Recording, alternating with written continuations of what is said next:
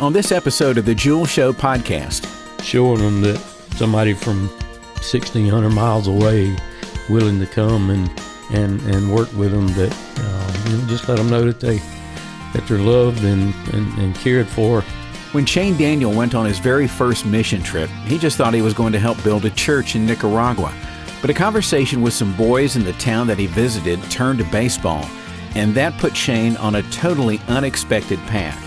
He's now using baseball to share the gospel in Nicaragua through a ministry that he founded called Christ Through Baseball.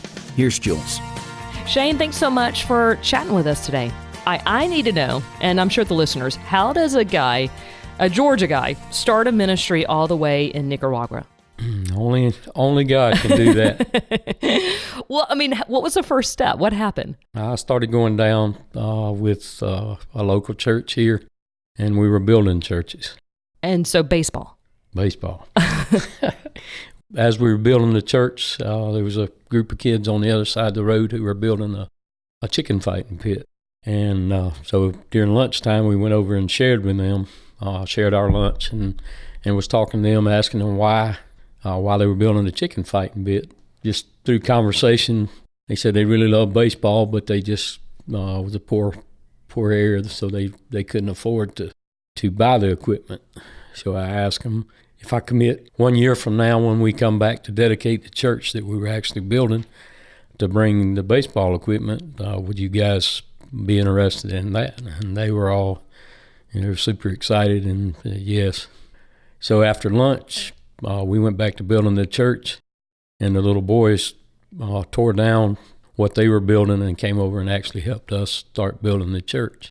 So then a year later, when we came back, I had collected up different equipment and brought it. And when we drove up on the bus, the eight boys were waiting on us to. So they remembered the promise. Oh yes, they were waiting on us when we came out. Wow. So I got the bag out and we started playing, and then that night when we had the church service to dedicate the church, the little boys were on the back row of the church.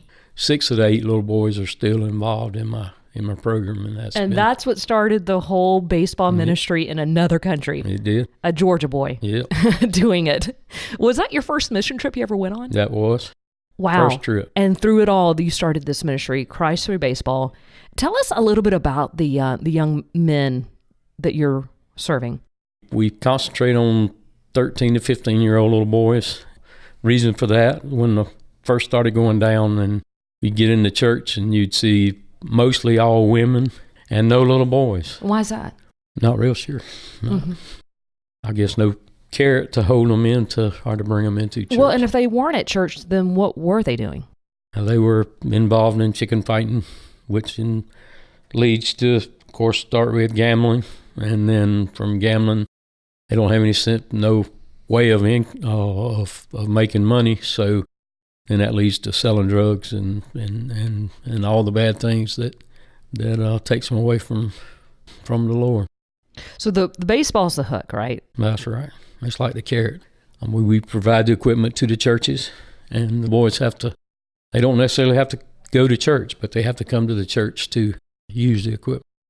All right, and so it was a few years ago when you went on your first mission trip ever, and then from there you started Christ Through Baseball. You're right. And so you said you started off with like 6 or 8 young boys? I did. It was 8 of them in the beginning. Okay, 8 of them. Yep. All right, now tell me, how many young men are going through Christ Through Baseball in Nicaragua? At present, we have 12 teams, which is 12 cities in our communities around the country, and they each bring 12 boys to our camp that we have in July and have our tournament. So we have 144 little boys that come each year. Wow. And then you're presenting the gospel to them. Yes. In our camp, we have, of course, it's a baseball tournament, but each morning we have a little service, and then each night we have a full-blown church service, which we have a praise band as well that plays up there, so it's awesome.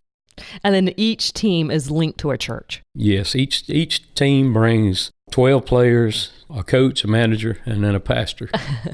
And what I love, I always know when Shane is about to head back down to Nicaragua because you're collecting equipment from churches here in Georgia to take to the kids down there. We do. We actually, at each camp, we provide the cleats, the pants, the jerseys, the hats, of course, all the resources, food, and everything else. Want to make sure that each kid comes can have everything and not be a burden to them. Well, and paint me the picture, because earlier you said there just were no men in the church. There were no boys, there were no dads, fathers, none. And so they were out doing the things they had no business getting into. Now tell me what's going on. Okay. In the beginning, let me back up, during the 80s, the revolution in Nicaragua, so there's a whole generation of men that are missing. So what we're trying to do also is to try to teach them how to be godly men rather than drug dealers. Yes. Criminals, all the bad stuff. Sure. Okay. So what's going on now? Now, just got back on Sunday, and the 4 churches that we went to, there are a bunch of young men. In fact, 6 out of 8 of those boys that first were there are still in the church. So that's something that was missing when we first started going there. How did you coordinate and partner with all these churches living in Georgia? Because you have your own business, a fencing company, right? That's right, build fences. You build fences. No professional baseball experience, I assume? Nope. I didn't know. Okay. All right. And then you didn't go to seminary. No. So how did this all come about? How did you do this? It's just been an amazing journey, just pretty much praying and reading the Bible and reading it again and again. Right. And he's just led me that way.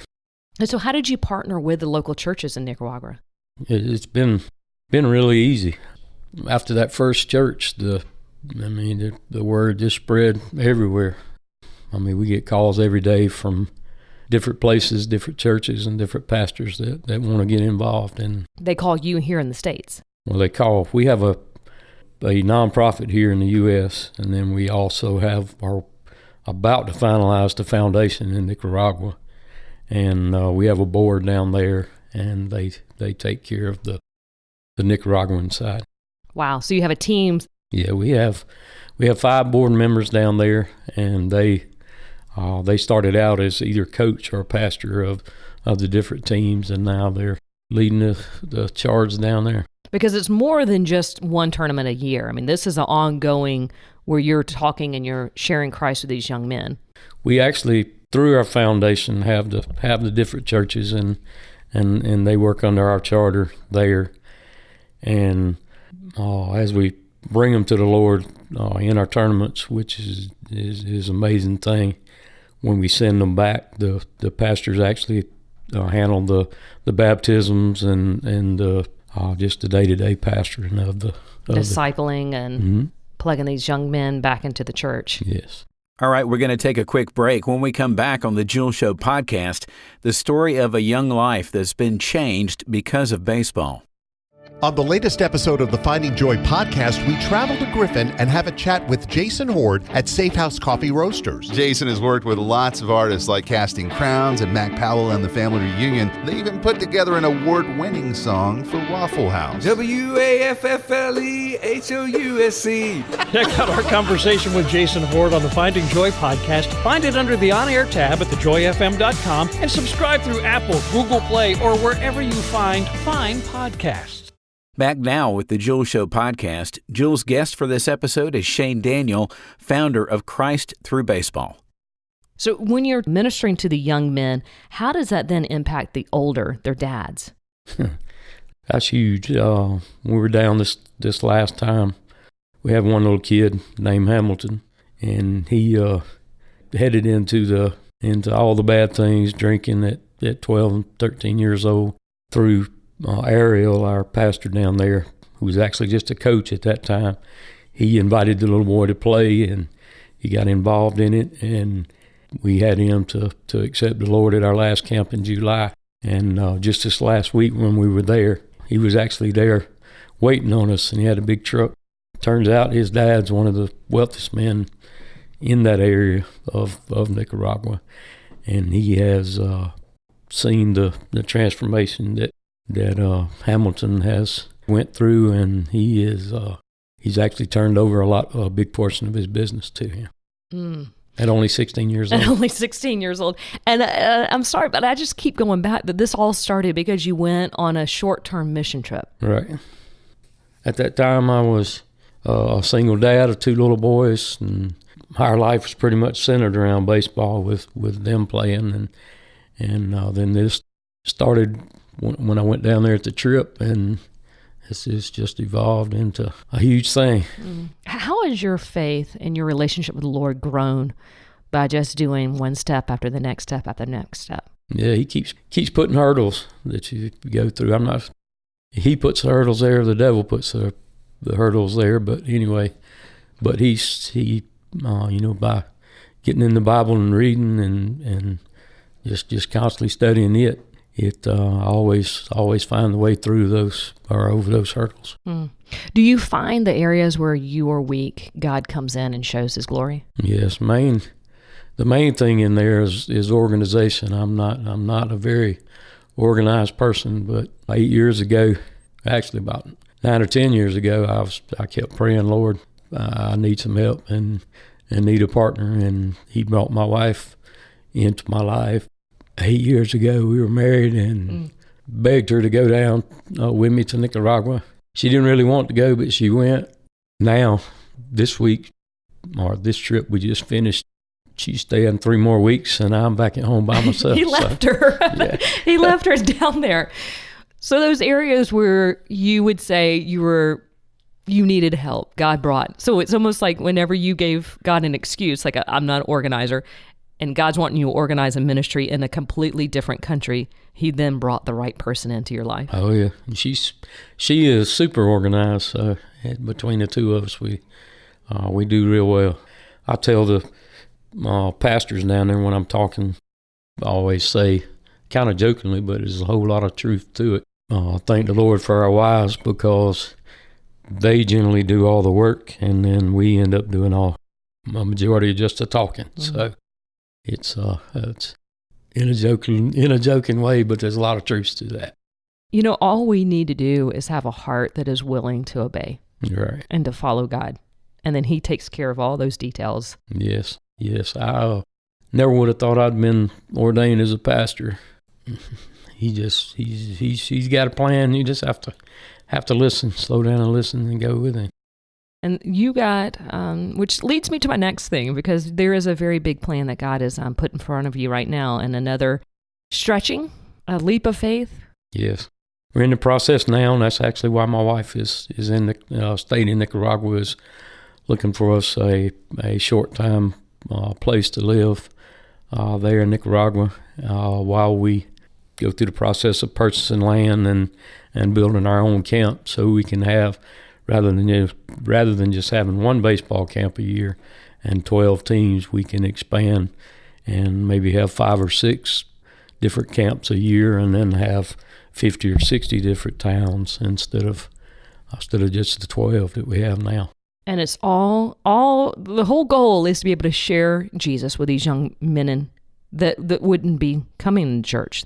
Yes, the main thing is getting them involved in the church. Yeah. The second thing is to keep them in the church, and by showing them that somebody from 1,600 miles away is willing to come and work with them, that just let them know that they're loved and cared for, even when they don't even know. So you're leaving your house. Mm-hmm. You are selling your company. Right. And you are moving to a new country. Yes, we're moving to Nicaragua. And your wife is on board and all about it. Yeah, she's actually the one pushing now. Let's go ahead and get it. So through all of this new season, and I'm excited because I know God has some big plans in store, and I'm excited for you to come back and tell us what God does. Mm-hmm. What is maybe something that God is teaching you through it? Just priorities. What's really important is a big thing. We used to want a lot of land and big house and a boat and cars. Now we just want to slow down, have the life that Lord really wants us to have. What's the most important thing? Just a relationship with Lord, and just letting the light shine, or letting people see that, not through what I say, but what my real purpose is in life. Mm-hmm. Well, and I always think about that scripture, Shane, where it talks about the grass withers and the flowers fades, but the word of the Lord stands forever. Yes, no doubt. And so you're putting your faith in what's going to stand forever. That's right.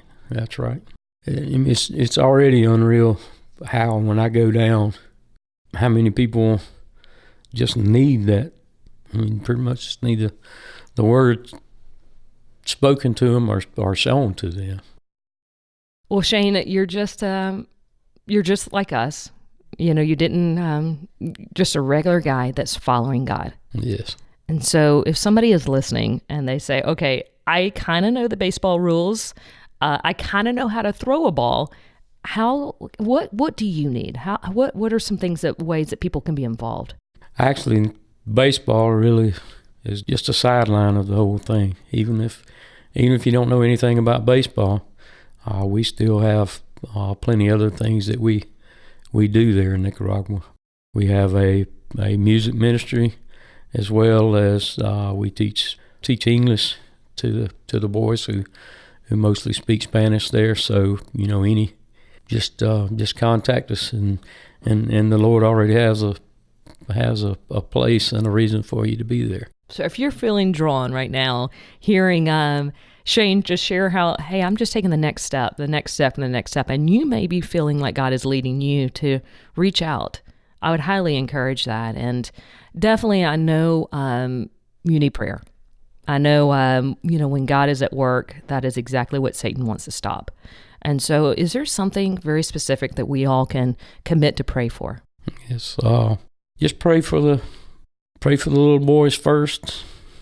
Pray for all the people that are there working with us, the Nicaraguans, as well as any of the Americans that are involved in it. Just keep us in prayers, that we just can spread the word and build our ministry there, and just keep us going in the direction that the Lord wants us to, or needs us to.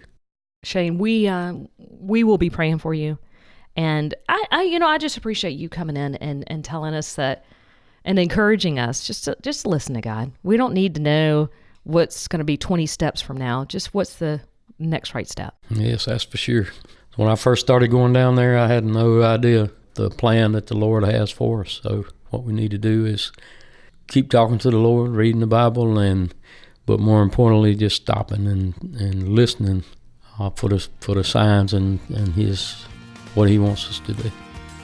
Well, that's it for this episode of the Jules Show podcast. If you want to learn more about Christ Through Baseball, there are lots of ways for you to serve and support this ministry. Visit their website at ChristThroughBaseball.com. That's Christ, THRU, baseball.com. And they're also on Facebook. And if you enjoyed the Jules Show podcast, be sure to rate us and share us with your friends.